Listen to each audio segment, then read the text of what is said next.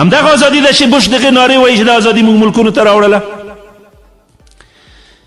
د غرب دا د سکس او ډرګ زمن د کله ثقافت لري، د کله ایډیالوژي لري، د کله اخلاق لري.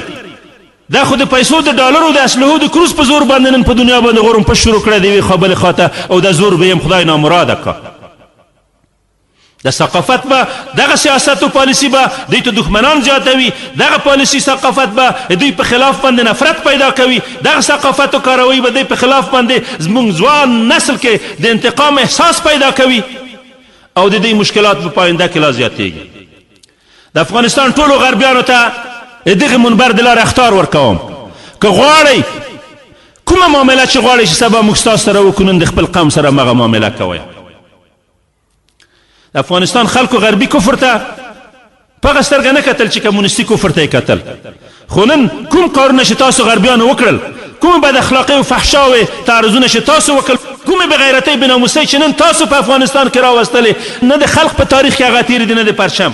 نن خلقانو پرچمیان ستاسو په کارکردګیو باندې شرمیږي. تاسو فکر کوئ سبا به موږ ستاسو سره خلقانو پرچمیان نه ښه معامله وکړو؟ فانتظروا انا منتظرون.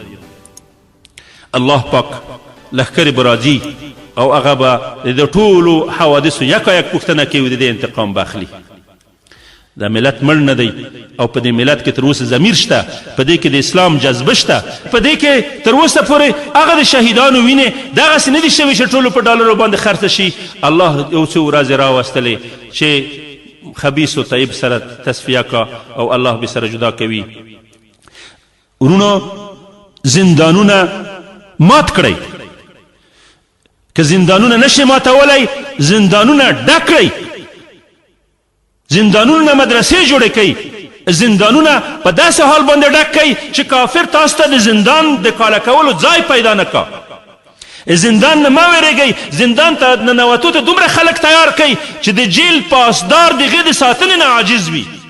زندان ته دومره ځوانان وروز حکومتونه د هغوی دنې پیدا نه شي کړی. دا د اسلام ضمیر دي، میندې تر اوسه شوې چې داسې ناروزي چې هغه د زېږي. دا ثقافت، د احتیاط ثقافت، مسلح ثقافت، د دوستۍ ثقافت، د دنیا محبت کوي، دا کوي، دا د زړه نسۍ د قوی میدان، د شهادت میدان، د زولنو زنځیر میدان ته راووځئ، او په دې وینو کې بیا جذبه پیدا کوئ، په دې بدنام قوم کې بیا سابقه غیرتونه راوپاروئ، دا لوېدلي بیرغونه بیا پورته کوئ، او دا زنګ وهلې اسلحې بیرته تیارې کوئ، د خاور نه راوباسئ، او په انګریزانو باندې سابقه تاریخ را تازه کوئ. زه د دې ورځو انتظار لرم، دا ورځ به انشاءالله خدای داسې په سترګو راویني لکه د سره قصر د کرملین د شکست ورځ یې چې راولیدلې. زه د دیوار برلین د څنګه ولاړ وم، هغه ځوانان چې په ماحول وته مې دا خبره وکوله چې داسې ورځ به راشي دا دیوال بړنګ شي.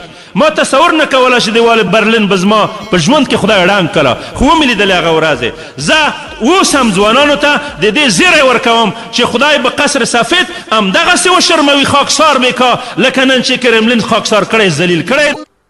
همدغه ازادي ده چې بوش